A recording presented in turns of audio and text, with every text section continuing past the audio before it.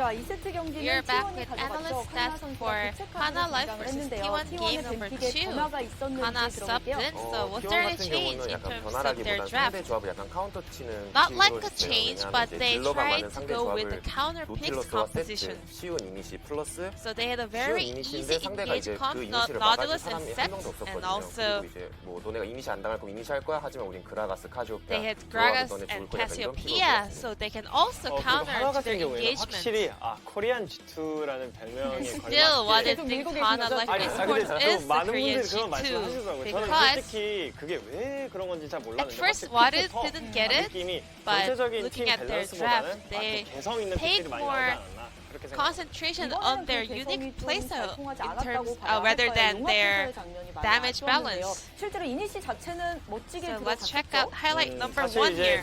아필리오스 공급기가 Dragon fight 5명이 at 들어가면서 12-minute mark. 중력포 효과를 5명을 다 묶어내면서 They 빅 시작 actually 하나 rooted all 5 했지만 T1 T1이 members. 잘 받아치는 However, 그림이 아주 T1 fought back really 지금 well. 하나생명 같은 경우는 그 누구도 어떠한 데미지도 받으면 안 Hanwha 되는 Life 상황에서 has a 한명 confidence 잘랐다. of where 더 no one 들어가볼까라는 should take 약간 이런 huge 콜이 damage. 왔다 갔다 However, 하면서 Lins got cut out, so T1 was able to extend that leading team fight.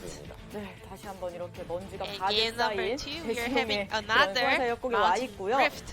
이렇게 한 번 더 하는 한화생명의 장면이 이 뒤에도 또 So 이어졌었어요. another 탑에서 very 장면이었죠. turnaround 사실 team 이제 fight happened on 하나생명이 top lane 정말 as well. 1절은 정말 기가 막히게 잘하는 것 So 같아요. Hanwha 근데 Life 이번 really good at 경기에서 특히나 opening 좀 or making a 두드러진 point at 모습이 first place. However, they always overextend a little bit. 그런 생각이 계속 들었어요. 여기서도 잡는 데까지는 So over here, it was a very intelligent play. However, 너네 사이드 쓰지 마, 사이드 쓰지 마 하면서 잘 끊어내는 모습입니다. Rise was 저 actually 같은 경우에는 caught 이제 in blue side 미니언 vision. 시야 때문에 going into the 라이즈가 brush. 푸시에 들어가는 모습을 확인할 수 있었죠. 네, 그거를 그거 확인하고 팀이 네, With 그것을 that 확인하고 페이커 information, 선수가 여기서 Faker 고정 효과를 주면서 라이즈 궁극기를 letting no one to 무효화. escape with the Rise ultimate. 저렇게 라이즈 궁극기가 끊기면서 죽게 되면 아 라이즈 너 플레이 써서 너 혼자 죽지 약간 이런 식의 So they 콜이 lost a 왔다 갔다 huge 했을 때 momentum 그거는 here, and 연습되고 T1 저 was 때는 약간 able to 일절만 gain 하고 a 라이즈 lead 궁보다는 and 그냥 push 턴을 it 한 번만 through 더 the 쓰고 Nexus. 계속 굴릴 수 있었어요. 사이드에서 사이드.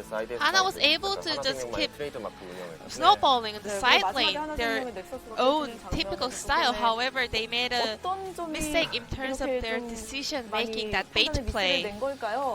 사실 이제 그 정도 가면 베인이 있는 In that 조합이고 또 조합 point 밸런스 of the game, 자체가 그 정도 Hanwha 뒤처지게 되면 got 안 Vayne in their 좋습니다. comp, 그렇기 때문에 and 이제 when 좀 it 특출난 comes 플레이, to 특이한 Hanwha, 플레이, when G2 they're that 같은 플레이를 behind, 좀 it's 보여주고 really 싶었는데 hard to reach 아무래도 out. 좀 너무 선택이 극단적이지 않았나. So I think they made a very hard choice over there. 하지만 T1은 1세트의 패배를 제대로 서력했습니다. Well, it's a bad news for Hanwha, but T1 was able to get the game number 2. 그 장면이 너무 인상 깊었기 때문에 POG will be Faker 네, picking up the 확실히 이제 third one 거기서 of this split so T1 far. 저는 이제 그 장면을 보고 나서 진짜 T1은 With that 페이커 아니면 테디 triple 선수가 kill 해줘야 over 되는 there, 그런 생각이 what it does, 저는 Faker 방금 always 입장에서 has to be the playmaker for T1.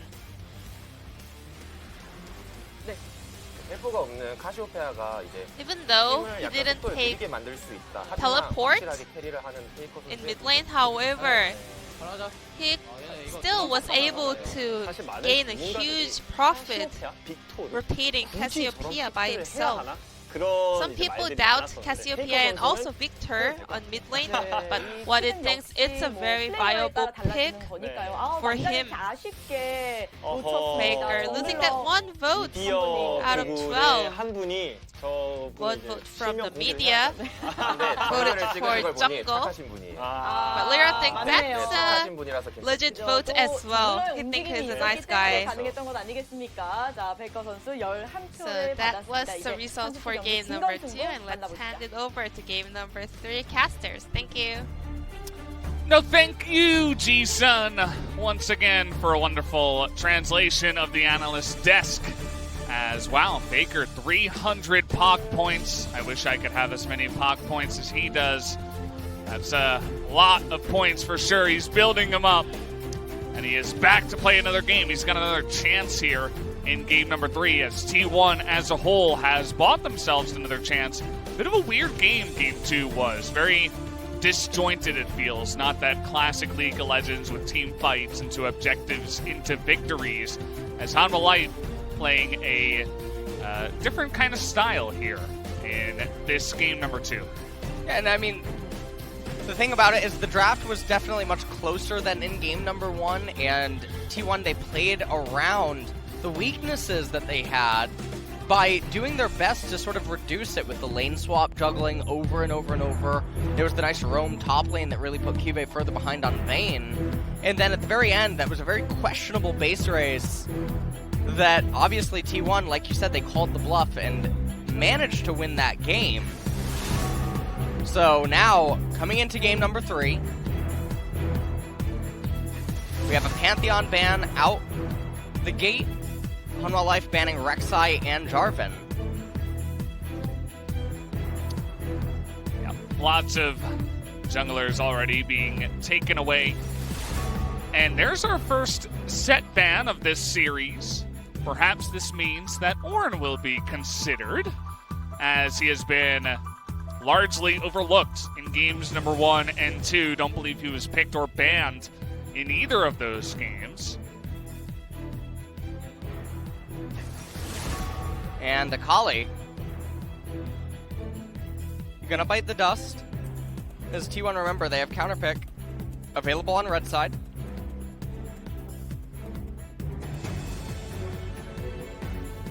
We'll see what ends up happening here.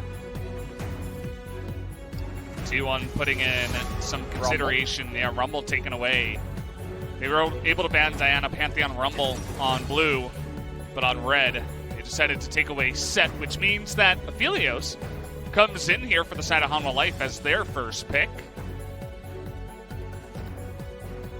And MF being hovered and finally locked in. So again, these two teams deciding that Senna is not going to be considered at all. We got to see her yesterday.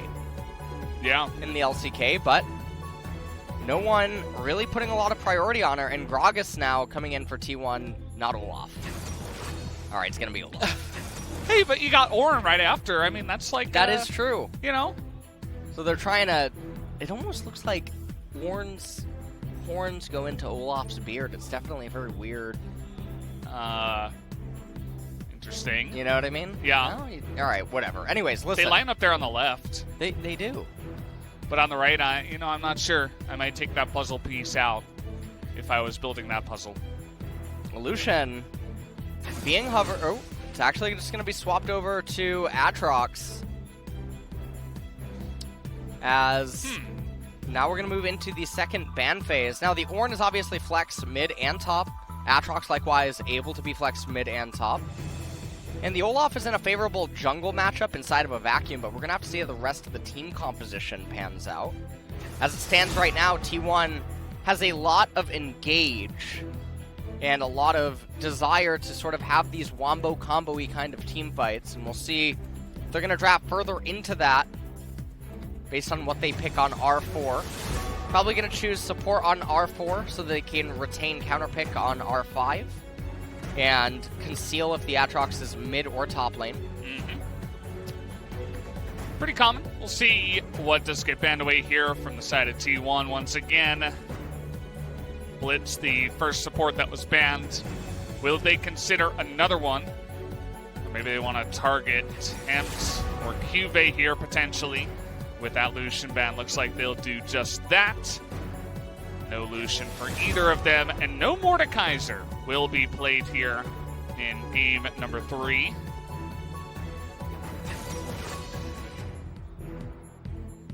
And, yep, there's the Thresh on R4.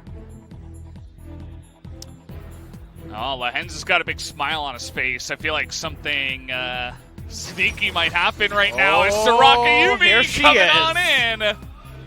It's your bay. Let it flow through you, Valdez. Let the hate. Ornn looking like Darth Sidious right now. I am excited right now.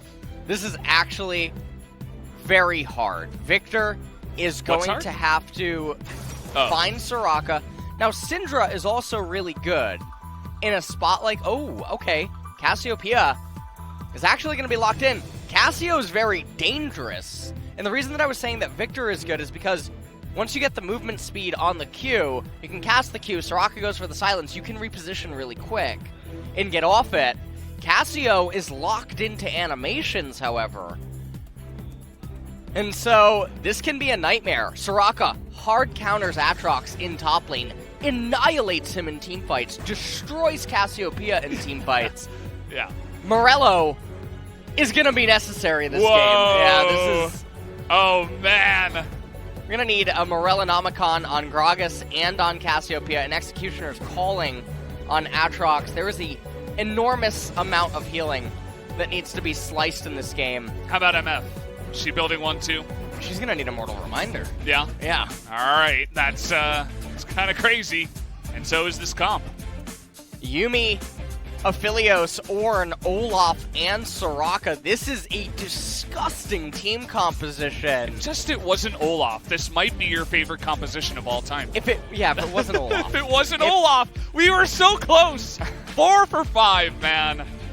I like team compositions that don't let the opponents have fun. Yeah. That's one of my favorites. But the Aatrox, Gragas, Cassio, MF, and Thresh, it feels really bad to say this, but they need to get very, very far ahead.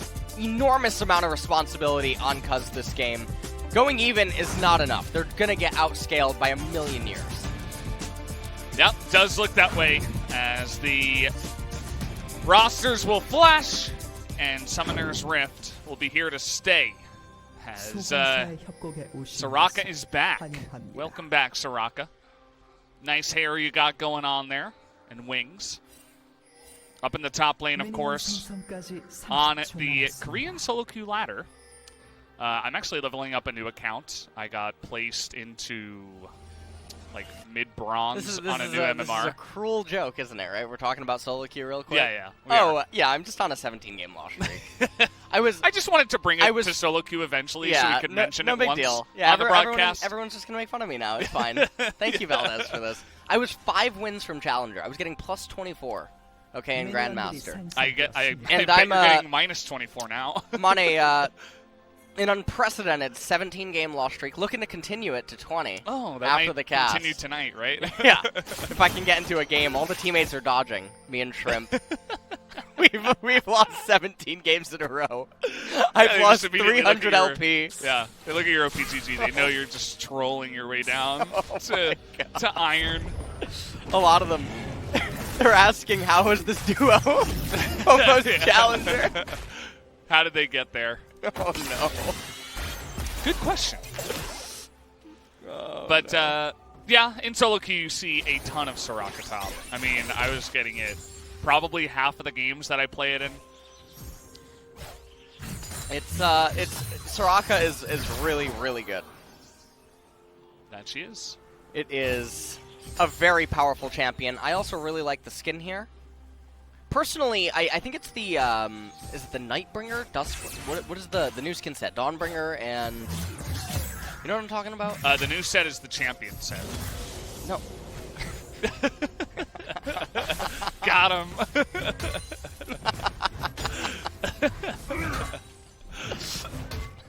No, but I don't really pay attention to the skin sets that come out, to be honest.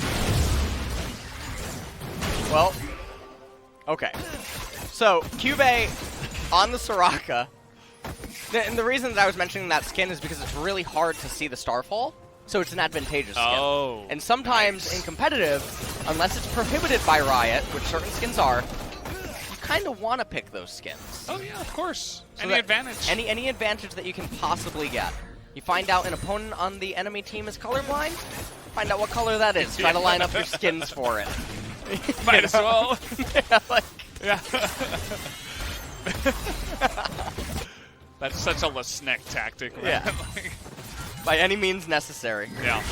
Oh, Flash coming in. Tempt, he is a big boy, but not big enough. Especially this early on in the game. First blood going the way of T1. Nice little gank.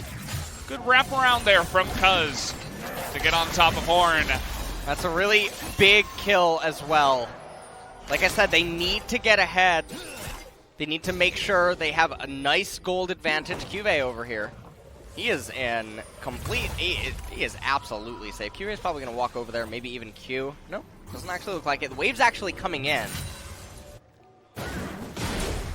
So... this is definitely looking quite good. Vista and Lahen's putting out a lot of damage. And you know, Yuumi, even though I don't really classify her as a mage support, but she kind of is. So I'm glad to see her. Yeah. I mean, she is. I mean, she is. She is. But you know what I mean. She doesn't do enough damage for you anymore. Yeah. The Riot changed her into being much more utility focused for healing. Healer. Yeah.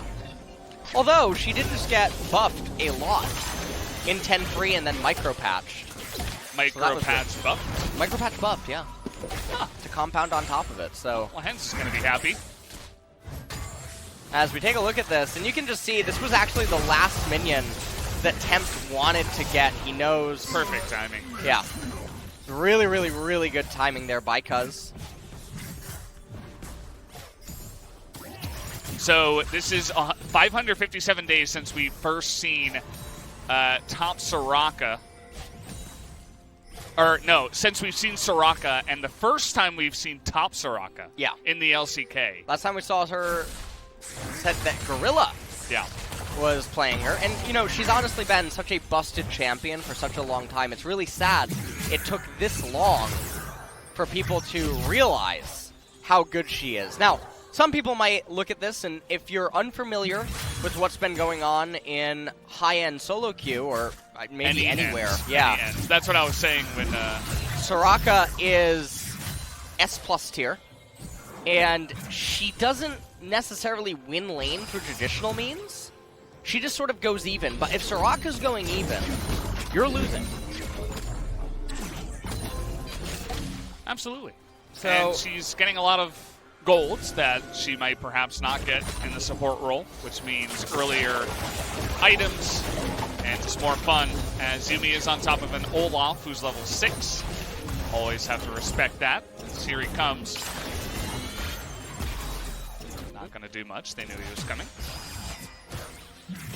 Cuvée actually missing quite a lot of these Qs, though, and that is what this matchup is all about, so that Soraka's able to stay permanently healthy, while the opponent is often too low to even get gank assistance.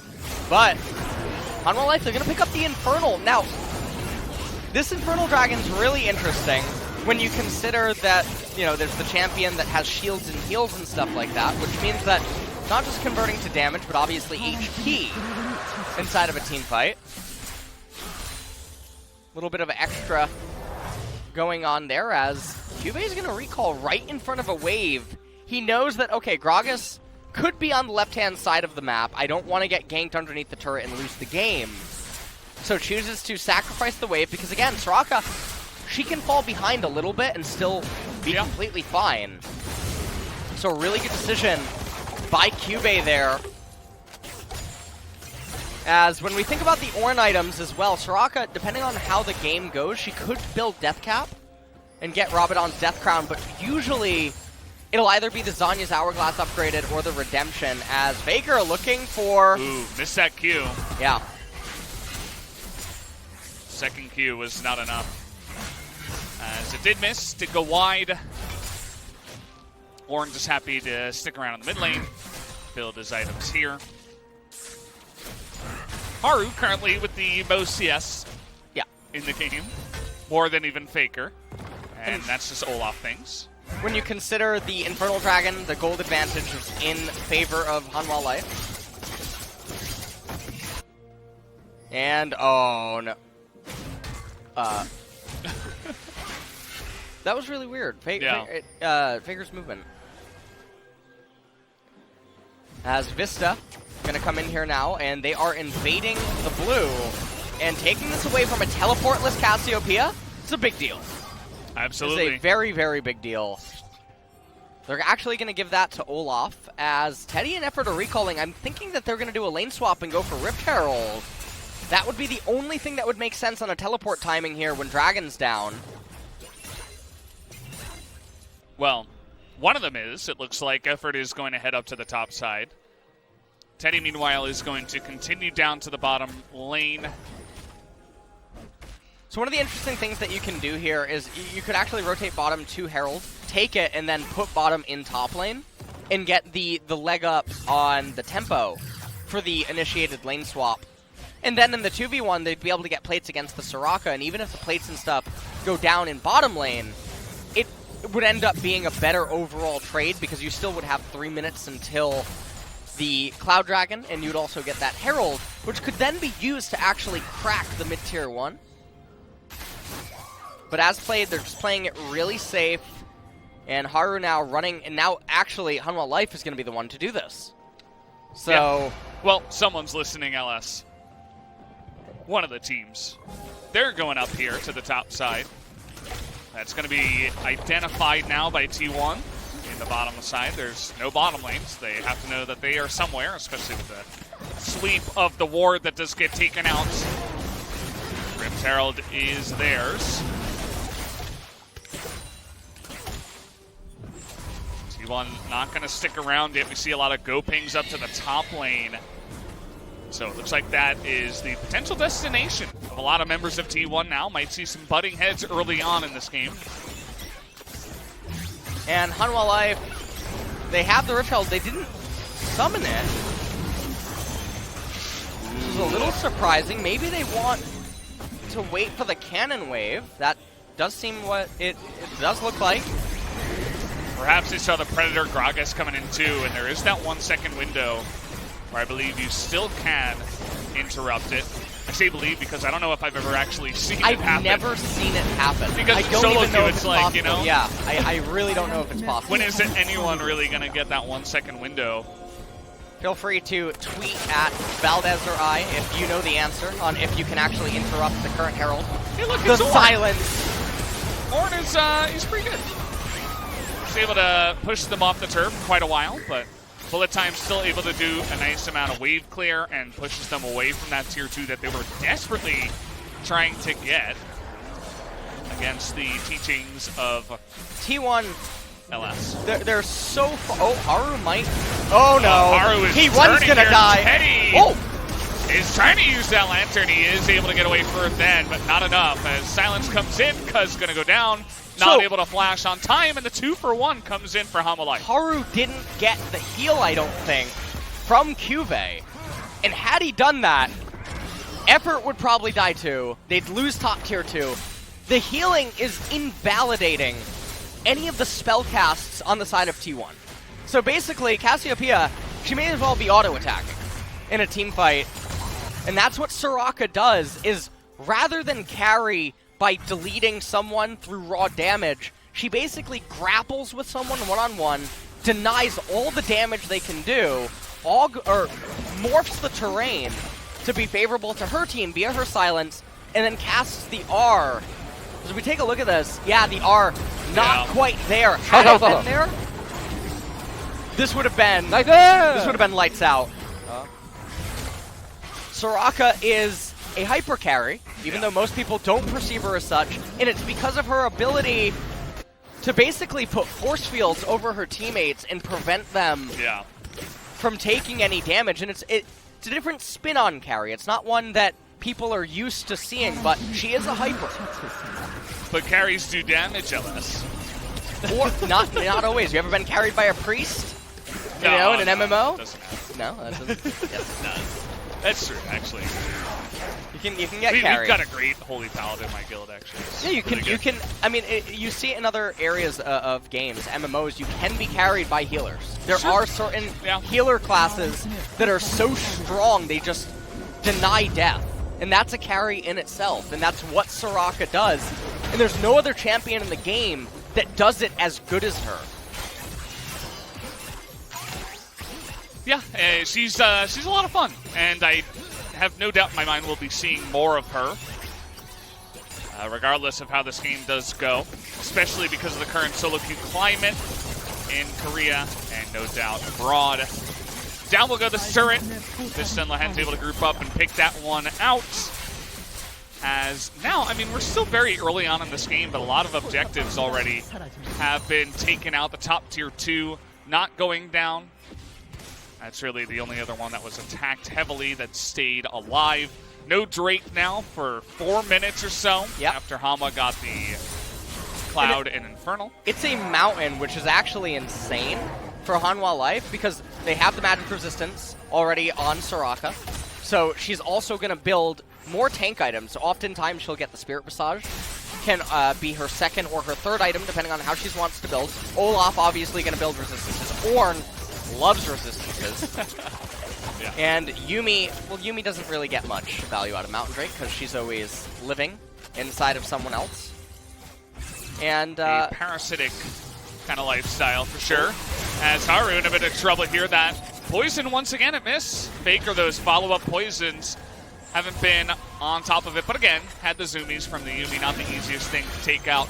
Tons of plates taken out in this game, by the way, as you can see, 1,200 to 1080 in favor of Hanwha Life in terms of gold. As just some skirmishing in the river, but no one actually going down.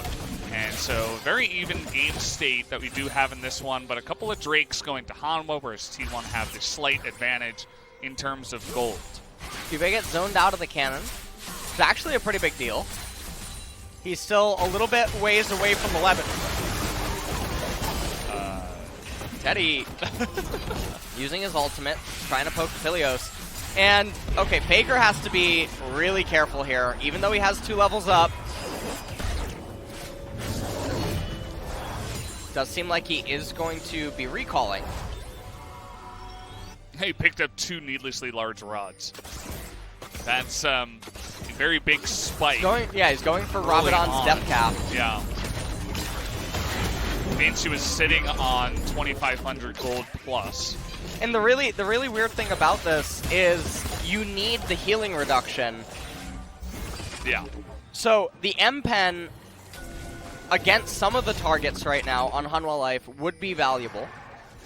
But the healing reduction is going to be so important inside of this game than just straight up raw damage. Bit interesting to see that he's electing straight up for that death cap. I don't know if he's going to be able to complete it before the Mountain Dragon. Oh, that's a big Ornn ultimate. We'll get the knock-up here on the Faker, having a lot of trouble. He's going to survive for now. A huge heal comes in, but they're just trying to jump on into them. And look at the sustain from the Soraka. Nobody is taking damage here for quite a long time. But again, still not able to take anyone out on the backside of it. A lot of damage items not quite built just yet. You'll notice on the side of Hanwha Life, it's really just Essence Reaver here for Aphelios. That is the only damage item outside of a phage. So a lot of skirmishing once again, but nobody's really going to die when you have this much healing. And T1 have a nice amount of disengage. So definitely a close call with death for T1. Had they lost that fight just now and lost the mid-tier 1 turret, lost the Herald, lost the Mountain Dragon, I would be really close to calling the game. But they've managed to stay alive. They're going to have one more chance. The question for me is how much gold is Faker pooling right now? Because normally when you recall on double needlessly large rod, you're still about 3.5 minutes away from completing death cap, factoring in the normal GPM of a mid laner. Yeah. And so we see actually Faker do a quick calculation on his total gold. I'm not, Go. What? How much is a Seraph's Embrace? I'm from NA. You're from Rhode Island, so Yeah. That's like the NA of I was talking to Weird Champ yesterday in my chat, the LCK caster. Yeah, Weird Champ. And everybody's favorite caster. Yeah, and he actually thought that Rhode Island was an island. It's not. No, I'm just kidding. It's a peninsula. Yeah, I know. I'm from New York. We're close by. As okay, kind of turn here. They're gonna get the knock-up onto the Cassiopeia. Oh, this is very sloppy by Hanwha Life. Yeah, not the cleanest fight here. The turret is gonna go down. They're trying to burst down this Mountain Drake. Who's going to get it? It resets. Ornn's going in, but misses the knockup. Has the Yuumi on the back of it. The bullet time. Going to separate Pep, and he's actually going to go down. It was enough burst damage. Kana. Oh, there, buddy. Got to take it slower. Nice little follow-up hook, but it's not going to be enough as the Ornn going too deep, and then a perfect cast by Cuz, able to separate him, keep him in the bullet time, and burst him down. T1 also going to pick up that Mountain Drake. We saw T1 win in similar fashion against Damwon when they're out-comped in a way. They remain more patient, they stay steadfast basically, and eventually the opponent just loses the patience and tilts into them. Yeah. And they won their series earlier this week in similar fashion. You see the patience on them right now. They're not going in to Hanwha Life, and then Temp tries to go for that knock-up right there, but even from that angle, it's actually not going to be that bad for T1 to just play front to back and keep kiting. And it's not the way that Hanwha Life wants to conduct these team fights, and so T1, slowly but surely, remaining in this game. They're finding the openings in these dreadful spots to stay in it, and it's really good. Faker now gonna complete that Rabadon's death cap. As also the XP, Faker level 13, yeah. Kana level 12. Cube finally hits 12. He's still level 10, and this is a byproduct of the lane allocation that Hanwha Life is going with. So, the Soraka definitely under-leveled at this point in the game. Yeah, needs more time. Shout out to Effort, nice little play there in the fight to help secure the kill onto Tempt, who, just lost his patience. It was like a HLE that got leashed too far into the jungle. He's like, no, I gotta go back. I gotta go back to T1 and attempt to engage here, but it was a little bit too deep that time around. T1 definitely playing a very balanced and relaxed game of League of Legends, it looks like. Relaxed not in a negative tone at all, just, very calm and collected. And the death cap is now up for that Cassiopeia that has 2 massive items. 1-0 and 1. Has the most farm in the game as well, as of this minion wave. Gets ahead there of Teddy. So this time around, Faker, we didn't really get to see him in a late game kind of 5-on-5 style in game 2 because it was so wonky. There were so many different lanes being pushed and a split push style enacted out by Hanwha Life. But this time around, I think we will see a lot more 5-on-5 with Ornn on the enemy team, Soraka for great team fighting. Speaking of which, looking for Faker this time around. He's going to dodge that one, but still he will get locked down by the silence. A little bit too far down the lane, and welcome back, Ornn. He's pretty good at forcing engages. Yuumi picking up that kill, though. We'll have to see what Lahens can actually end up purchasing. Okay, this is angry. They're going to get the lockdown. Bullet time comes in. Nice little hook. And the cask is going to kill the Aphelios. Oh boy, where was the follow-up? And the Lantern is massive. Effort is playing a godlike game of Thresh in this one. And the follow-up not there on time, and Aphelios just gets dunked with the fadeaway by Cuz. Cuz managing to throw the cask. He had to obviously hope that Cube would cast the ultimate, who he did cast it a little bit late. We take a look at the replay. Really good pickoff by Hanwha Life onto Faker, who's in mid lane, and then watch this fight again. Inside the red jungle, Haru auto-attacks the Baron, actually loses a lot of his HP, flashes the wall, goes in, no Soraka ult on the Aphelios. So, Cuz doing what he can to add damage and try to separate them, ends up getting a kill in the process, and that's twice now. There's no point in picking Soraka if you don't save your teammate. We've all had that Soraka in solo queue that's in the top lane or in the bot lane, doesn't notice a fight going on somewhere else, and then you die when you would have been saved by the ultimate. But it's not really excusable here at the pro level. If you're picking that pick, you have to have good map presence and know exactly when to go for that ultimate. It's a great mechanical play overall from T1. Shout out to Effort, who's having an awesome game of Thresh so far. Cuz obviously looking pretty stylish on his Gragas. Here comes the engage now from T1, and the big time force coming in the flash here from Faker will be knocked up though, as the disengage will be successful this time around from Hanwha Life. As even from downtown, Vista sniping a bit of damage onto Faker. Now Haru and Tempt looking to potentially re-engage here. And they're back to full HP, basically. Yeah, welcome to Soraka and Yumi land. Faker gonna try to heal up, though, off Gromp. He's doing a really great job at doing so. All right. Tempt, I don't know. Oh, that's a nice silence. Yeah, it's perfect. And they're gonna have to give that one up. For T1, it's not giving away the Dragon Soul. So with the silence and clogging up that lane, I think it's the right idea to give it away. Which is really close. Remember, had Hanwha Life gotten the first Mountain Dragon, this could have just been the Soul. And with that, probably the game. But, gonna stay alive, but now the ornaments are coming in. Black Cleaver on the Olaf, giving him more HP. Little bit of AD as well. Lahens and Haru just clearing out vision. But in terms of other ornaments, we're going to have Infinity Edge, and then it looks like Luden's Echo. We're going to take a look at this replay first, though. T1 said the time is now. Yeah. Faker runs in there, but the silences all the lockups. Beautiful Ornn ultimate this time by Tem. Vista never dies. He just never dies. He gets can't healed. die. Yeah. He gets healed to life. Over and over and over. There was an insane amount of burst damage coming in from Faker, and the bullet time right on top of Aphelios.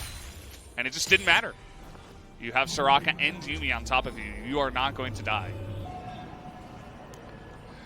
At this point, Ornn gonna just wait until he has level 14, upgrade that Infinity Edge. Luden's Echo is going to be the purchase for Lahens.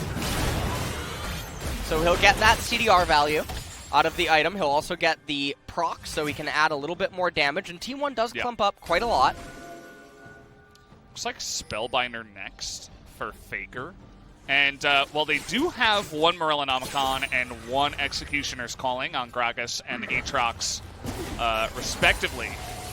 But is that enough? I mean, we've seen times where Faker and Teddy are engaging, so there's no healing reduction, and if they had some, perhaps that would have been a dead Aphelios. Well, the good thing about Gragas having it is his cast can hit multiple targets, which is really key in a fight, especially because Hanwha Life, they like to fight while clumped up. They like to hold, well, ideally, a Phalanx, protect the Aphelios, and then obviously turn the tables with Ornn, who should really just be using his ultimate defensively against T1. Now we'll take a look at...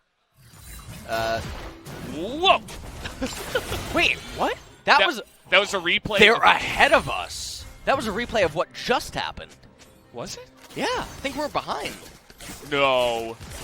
Did we accidentally get put into the death chamber with an echo? I think that... What happened I here? think that we're actually behind. The broadcast is not, in fact, live. I think that we've been exposed. We're actually in LA right now. That's why the arena is so silent right here. Yeah, that's why everybody on Twitter is in on it as well. The jig's up, Valdez. Everybody that comes to the LCK arena in Seoul, quote unquote, not actually in Seoul. Oh, man. Well... Exposed, man. Yeah, I mean, I didn't mean Somebody to do called it. Jacob Wolf. Yep. This is, I'm gonna need to report on that one. Yeah, it's a big deal. They actually flew out, both T1 and Hanwha Life, to play at the studio. Yeah. We were talking about how cold it is in Korea. We did our research. Yeah, we did. We were ready for this. Professionals. So both teams continuing to scale up. Another ornament now completed. Molten Edge on Vista.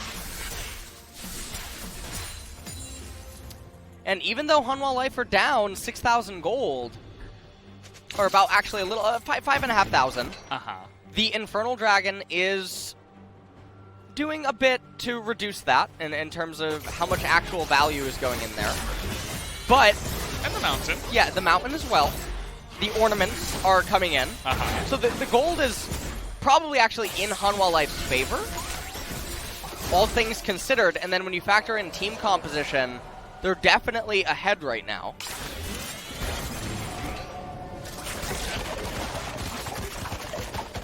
Well, they're still going to have to deal with the question of Faker, who seems to be a madman on the Cassiopeia and has gone pretty mad with his item selection at the same time. But now it's really all about this Mountain Soul. One of the biggest objectives in the game now is the Dragon Soul. If you're watching new, this is 25 seconds. They need to not engage. Yeah. This is the exact way that Damwon lost. You can see the teleport Yeah, where's ward. that teleport? There's that one in the enemy jungle. Oh, the healing. When is it going to come in? What are they? Why are they holding? Just go into the mountain. Valdez? Just take the damn drink. And, you know, They know. Oh no! This is gonna be a Giga Flank by Kana. oh no, a Giga Flank. A Giga Flank. I don't know if I've ever seen one of these. It's come. Oh, there it is. Yeah, there it is. Atrox is about to can get- spread his wings. On top of it, the bullet time is massive damage, but that's a big knockup from the silent attempt, but he is all alone. All the Soraka heals in the world couldn't save him this time around. Haru going 1v2 at the same time. With Cuz picking up the dragon means that Hanwha going to be outsmarted and outplayed this time around by T1. This is really, really good strategical play out of T1. Getting that flank off as well.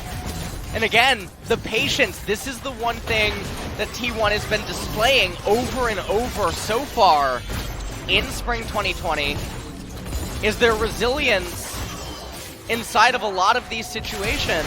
Faker! The fake play here, but Faker is going to be denied as he gets taken down, but it's still going to be a 2-for-1 in favor of T1. That nice little juke, it looked like, pretending to take the lantern and then actually going on in. Looking for a potential re-engage. Sands with the home guard.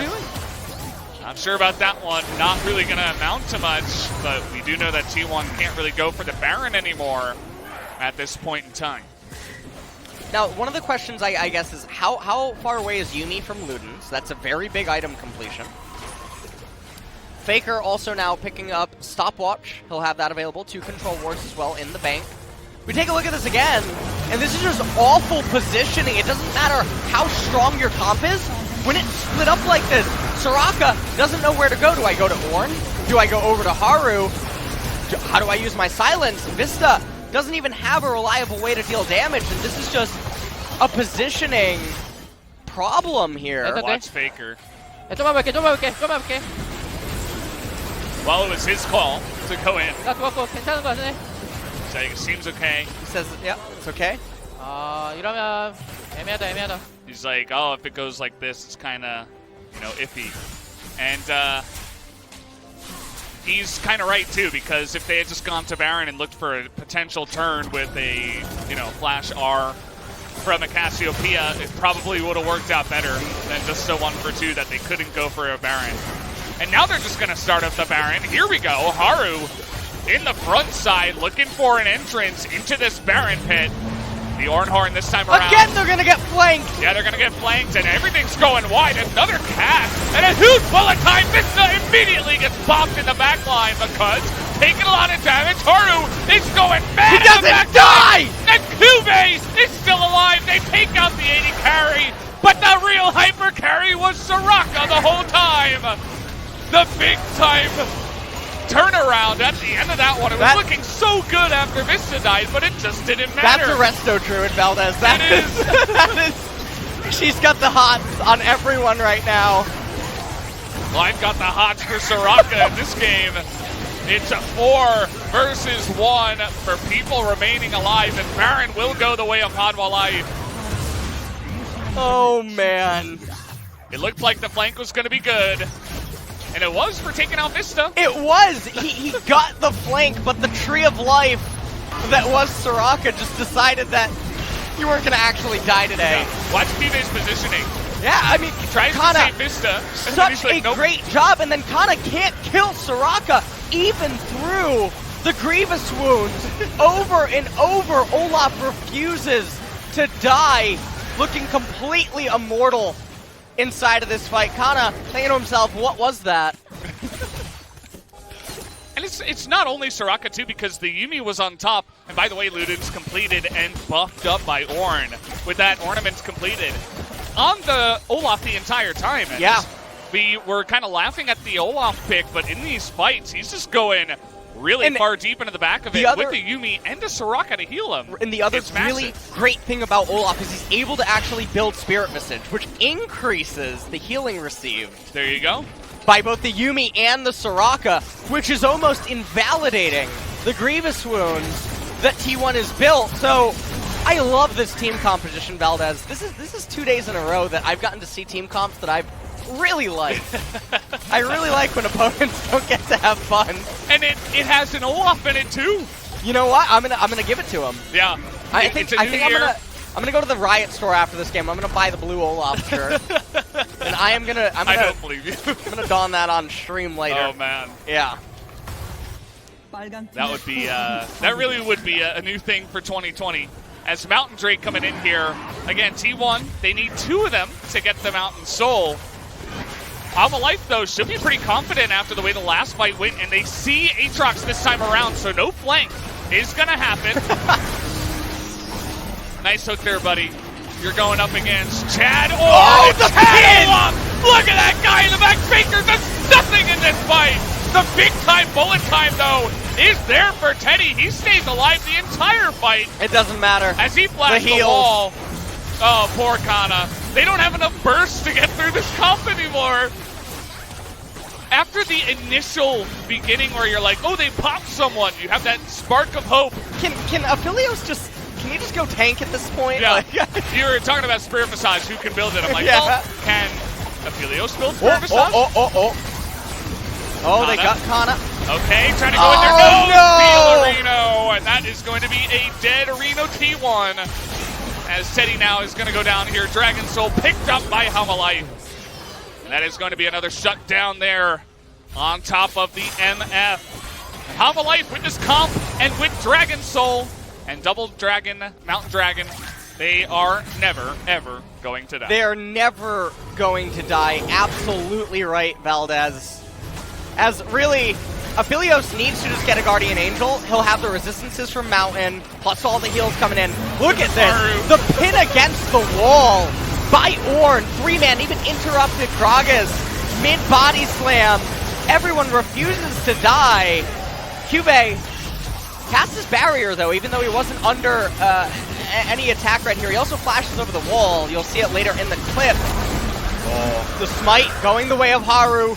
He's also 3 levels up, so it's not like, not to short cuz or anything, but he is trying to climb a mountain there. Yeah. On that smite fight. He did really good for what he, the position he was in. Nice barrier, Vista. It's looking pretty good. And again, he does not have Bloodthirster or anything like that. That's just, that's Mountain Soul. Redemption picked up by Cube and got the ornament upgrade as well. So, Redemption ornament upgrade is it doesn't feel the best. You get basically increased regions and then a little bit of extra stats, but definitely underwhelming compared to some other ornament upgrades, but it's either that or Death Cap for Soraka, and obviously the way that this game has been going, Cube being much more of a team player, not getting lots and lots of CS, not overly fed, can't really afford a Death Cap. Faker's so angry, he's put in probably 30,000 of that 43,000 damage into Olaf, and he just doesn't die. He ends every fight at 100% health. Okay, this time around, everybody's got the Morellos, the healing reduction on top of him, but still Ornn is going to survive. He'll be full in a second, just give him a bit. Oh man, Haru not gonna die, and Temp's also gonna avoid that hook. T1 is effort. All in right now, trying to chase this team composition down. They're not backing down. You gotta be careful though. They don't really have a way to Vista this time around, only Kana and Faker with flashes available. Big push in the bottom lane. That was nicely set up by T1. Baron now, though, 40 seconds. Let's see how Hanwha want to navigate this position of the game. It doesn't look like this turret's going to go... Oh. This is actually really big. I think it will. Oh, never mind. Oh. God, melee minions. Or they hurt you. Minions. They hurt you. They got spooked. Focus. They got spooked. It's your fault. Yeah. We were all watching them, and yeah, should have taken that one out. All right. Well, not that big of a deal. As T1 now, they're in position. I think they're just going to try to burst. They have Cassiopeia. They have pretty good turn. Yeah. Right? Well, the problem is they're gonna lose out on the. Oh no, I smell it. Oh, You geez. smell what the. Whoa! What? He missed it! He missed the knockup. The Baron is gonna go the way of T1, and they all get out scot-free. Was he on the miasma? No, he moved. He just went late. From what I can tell, we're gonna have to take a look at the replay, but it looks like Tempt did not get R2 on the Ornn ultimate. That's one of the main reasons he played that this champion. Is actually a big deal. The Baron stats mean a lot at this point in time. Let's take a look at the replay here. And, yeah, Tempt looking like me. Right there. Couldn't quite land the arm. That's an LS move right there. Oh, boy. Oh. If they get the knockup, you know, probably would have taken out 1, 2, 3 members in the pit. But the way it stands, now T1 has Baron for 2 minutes, so that will actually bleed into Elder Dragon uptime by about 32 seconds, it looks like. Oh, man. Well, Elder Dragon, that's the out for T1. Doesn't matter about your heals. Yeah. If they can just bring you to 20%, then... And they will. They They've will, done okay. that a lot of times. They have. Yeah, they brought a lot of people to 20%, and they just get from 20 to full. It also makes Soraka's balancing act with the second part of her ultimate a lot more difficult. So, we shall see what ends up happening. I do imagine that this is going to go to the Elder. Absolutely. 40-minute line just crossed here. And it doesn't really feel like the gold matters anymore. Everybody's kind of got their items and where they want to be right now. Obviously, Yuumi getting more and more items would be pretty nice. Soraka also 2 items down. That is a couple of items you could look towards. The thing about this, though, is that T1 is going to be down summoners. They're not going to have Flash on Cassiopeia and on Effort, 2 really big champions to have Flash on. And also Teddy, not going to have the heal available, but Faker will have it. Tempt doesn't have his flash, although not sure if that's going to matter too much. As Ornn, as long as he doesn't miss the second part of his ultimate, should be okay. Ooh. Gaga's going to be able to heal that back up just by taking a chug of his beer. They're considering or whatever that is. Forcing a sustained game here in the mid lane. A bit of K-Ram going on here with the Elder Dragon up and ready to be taken down. And they know they can sustain a million times better than T1. So this kind of poke is very different. No, you can't just give up Elder. No, you can't. So I think Kana is going to go for a okay, well, that's not the TP I thought that he was going to take, but let's see how this pans out. T1 got the scuttle crash. No, he's going to get interrupted. Nope, no, he's not. He gets the knock-up here on a Faker, and the flash in! And neither Faker nor Effort have their flash. They immediately get taken down. It's over. Legendary is Haru. A double kill comes in. This game is all but done as Teddy now on the run. Vista with a million stacks on his weapon, trying to stop the wave from coming in. Is the Aatrox. Kana trying his best, but they just say, we'll go top lane. We don't care about the mid lane. Let's see if they can actually push it in. Yeah, they're calling to end the game here. Couldn't quite locate the Gragas. Kana and Cuz. Cuz doesn't even have ultimate. I think this is going to be the end. The heels on wheels for Hanwha Life. They're zooming. The zoomies are real with the Yuumi coming on in. Now, 17 seconds on Faker. They're trying to delay this as much as possible, but another Ornn is up and available. But they're going for kills rather than turrets. And now Effort's going to be up here trying to get the play down, trying to deny this. Kana trying to stop the minions from coming in at the same time.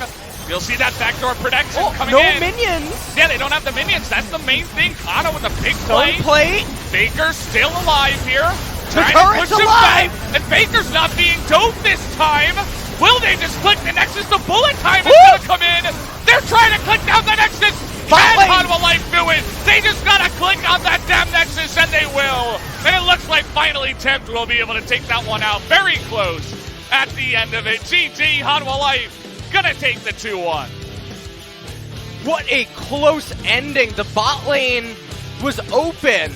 So if they got clean ace there, I'm not exactly sure how the death timers will line up, but that would have converted into Elder for T1, and then so much more. And so, what an exciting game, though. I mean, for me, this is very exciting for me. For many people watching this, they probably feel like they need to go to a local clinic. Get themselves checked out for Soraka virus. Yeah, I am on a cloud right now. You know, like... How do you think Faker feels after that one? I think Faker is wondering what just happened. But... He looks a little bit shook up after that one. Now, this is another really good example of compositional power that is so nice to see, even though there was a lot of blunders that game. Missed Ornn ultimates, missed Soraka ultimates. At very key moments, getting outflanked at several points. T1 did a phenomenal job at outdancing Hanwha Life at so many points of the game, but eventually, the team composition, it just does too much, and then it speaks for itself. And it doesn't matter how many errors you can end up making, it just allows you so much forgiveness at them. And you just, I don't even know. I am so glad that we got to see one of the best hyper carries in the game, Soraka. Soraka. Because it's not a hyper carry in the traditional sense, and I really hope that this game gets to open a lot of viewers' eyes that there is different ways to carry the game that isn't just objective control and raw damage. It is AoE protection over so many champions, denying and removing the strength from the opponents. Yeah, I mean, it's exactly true. We saw it before our own eyes. It feels like the old days of, you know, a bunch of tanks and Kog'Maw and healers and Lulu and stuff like that, but it's like new age, right? There's Soraka, there's Yuumi, a newer champion that comes in. And Yuumi just got buffed. Yeah. In 10-3. And Soraka things are only didn't get nerfed. I know. That's the insane Now, part. I don't know how that's even will possible. the LCK actually acknowledge how disgustingly powerful these two champions, especially in combo with one another, are? Because that's the real question mark. There's been so many extremely strong champions the LCK has refused to pick up at certain points. Karthus, one of them, although Cuz on T1 is one of the Karthus players. How about Ornn? Ornn? Yeah. I mean, that's not just the LCK, that's the world. Yeah, the world. The world doesn't quite understand the ornament and just how strong he is. He's been broken for over a year. Yeah, I mean, you were saying that last year. We're saying it in spring. Yeah. 2019, that Ornn is one of the best in the game. And so we're just taking a look at the highlights here. Honestly, is there anything Soraka can't cure? I'm not quite sure. She seems to have the answers for everything. Really nice kit. Really worried, actually, about how Riot's going to approach nerfing her in 10-4. They've already said that they are going to do that. And it does always make me sad if champions like this get removed from the mainstream meta, because I feel like they offer so much more diversity. They offer a really nice spin. Yeah, a different way to win the game. Yes. Rather than just your normal kind of 80 carry. And you know what? Mid.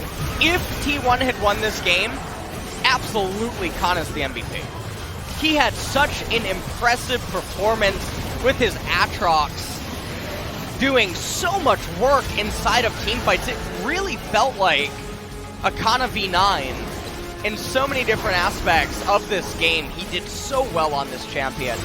Arguably, though, I feel like he is one of the only champions in their composition that could do anything against a Olaf running straight at you, or, you know, getting just demolished by an Ornhorn. He was always getting the great flanks, and as an Aatrox, incredible mobility, ability to get away from this kind of composition. I mean, what are you going to do when you're Faker without Flash? Yeah, there's Nothing. really nothing you can do there.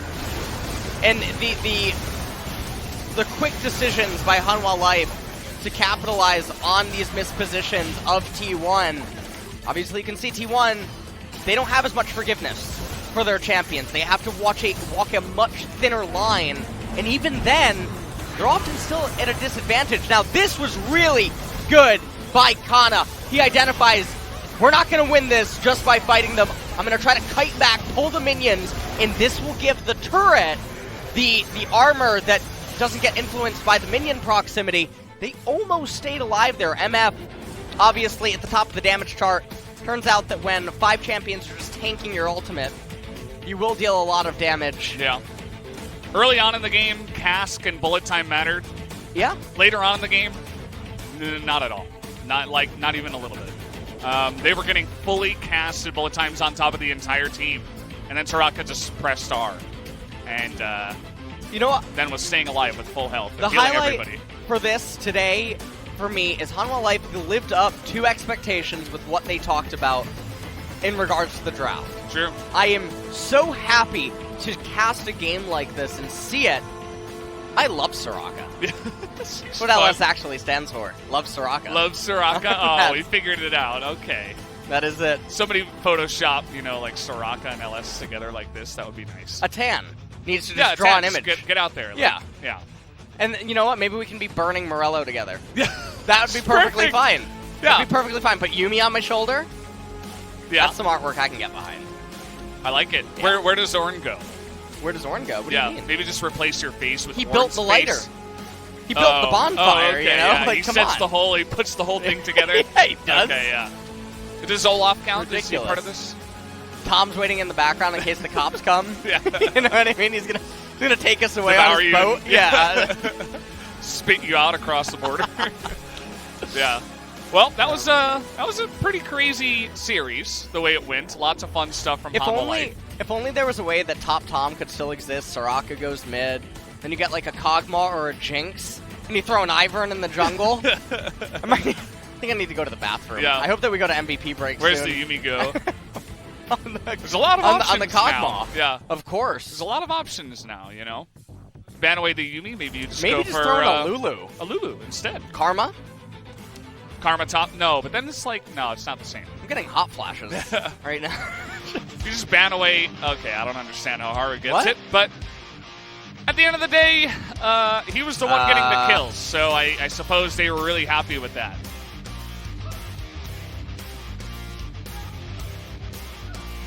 Moment of silence for the MVP vote here. Oh, I mean the POG vote. Sorry about that. As Kana was really the only one doing much. He used a lot of his burst though onto the AD carry. AD carry was not the real carry. Real carry here was Cube. It really was. Yeah. You think Olaf can do all this without Soraka and Yumi?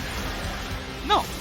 No. Absolutely no. No, he can't. We've seen it. How many games of Olaf have we seen where he just runs in and dies? Well, you guys remember when he flashed in and used his buttons? Wow, what a great performance there from the Olaf. I'm really taken aback. All right. Gotta love that vote. Yeah. Okay. I want to see the tallies. I want to see. Do we get to see it for game 3? Yeah, we do. We do. Okay. I do believe that we get to see the tallies. We got to see them yesterday. So I'm really curious because that really doesn't make any sense. I really don't understand it at all. We're getting a secret message here. Everyone but us voted for Olaf. Everyone else voted for Olaf.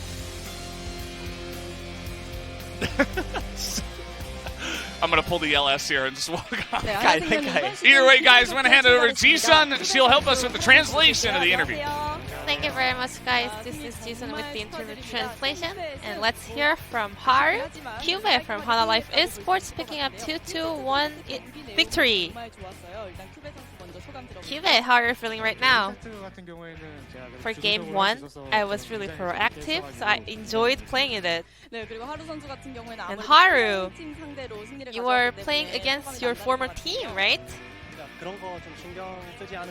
I actually don't really pay too much attention outside the game. I just wanted to have a fun game in-game wise. Haru, how's your life in Hanwha Life Esports? I'm super satisfied. Our coaching staff and also our teammates are taking a good care of me. So that's why maybe I'm looking so happy. Before going into this interview, I want to ask you about this Vista as a starting player. I have no big thoughts about it. That was a decision from our coaching staff.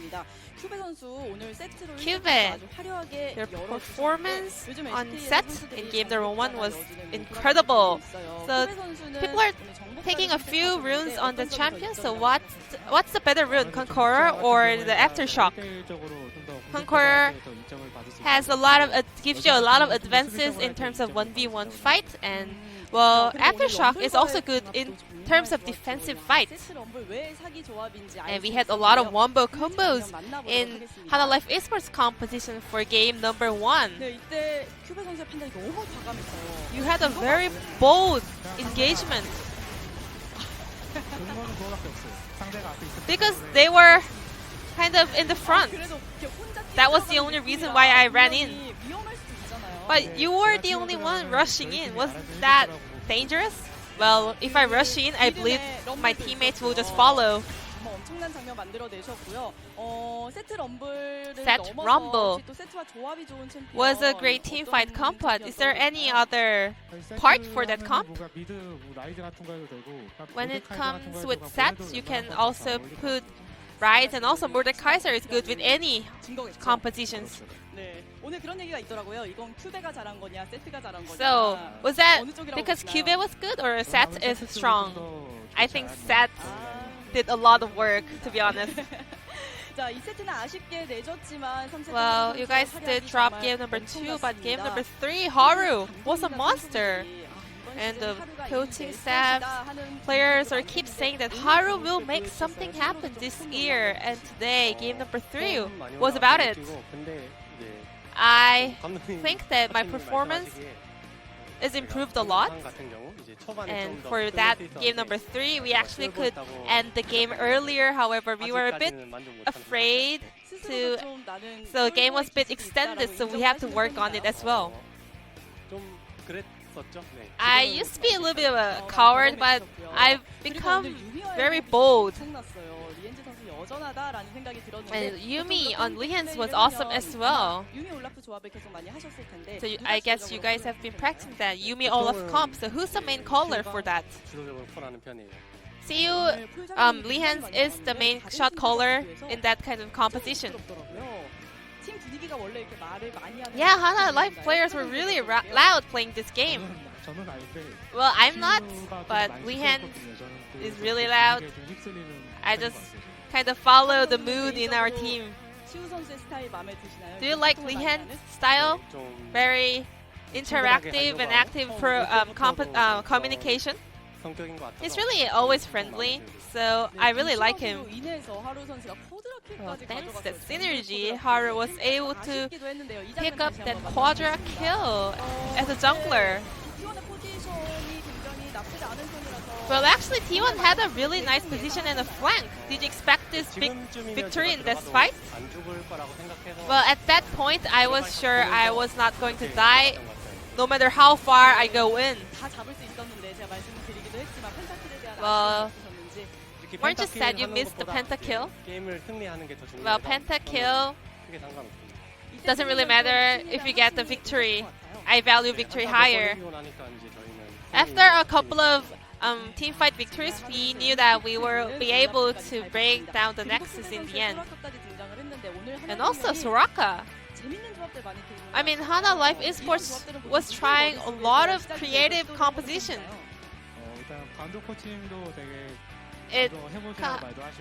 Our coaching staff always suggests new composition champions, and also the players and me also like suggest some better and new champions. So it's a communication each other.